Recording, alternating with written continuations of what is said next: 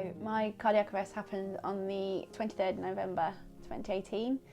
I'd just come home and gone round my friends 2 doors up, sat on the settee and said, I feel funny, and then rolled into the smallest part of her living room, and my friend luckily was there and she jumped on me straight away and gave me compressions to bring me back, and the ambulance was called.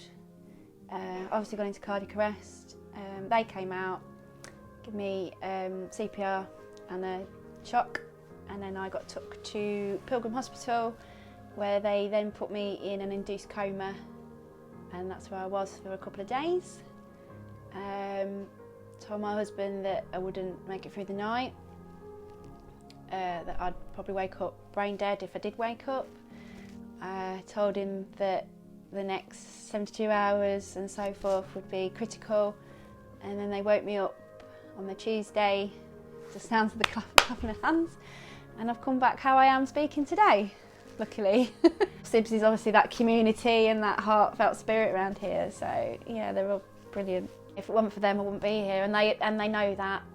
They know that from the bottom of my heart. If they wasn't there that night and did what they did, I wouldn't be here, and that is the truth of it. I wouldn't be here if it wasn't for them, if I didn't go round, they didn't do CPR, they didn't fetch all the people that were there that night.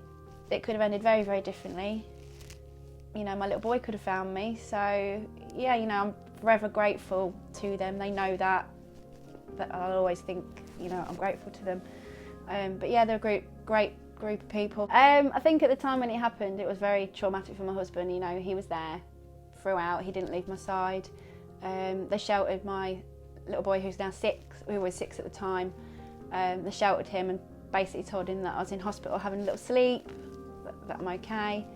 Obviously he was still at school at the time, so the school and the people that were looking after him were really brilliant with him and looked after him, so to speak. Now they're okay to see me how I am, back to my normal self, as people say. Still very much aware of what's happened, and he knows that I was poorly, as does my elder daughter. So I think they're all right now. But obviously at the time, very, very traumatic, and because obviously they were at the brink of losing their mum, so they didn't know at the time what the outcome would that have been. But I'm still here now to share my story. This is me now. What you see is what you get, sort of thing. So I was like this before I collapsed, and I'm like this after. So yeah, I'm back to normal, back working, back doing everything that I was prior. Obviously a lot more careful, but yeah, back normal.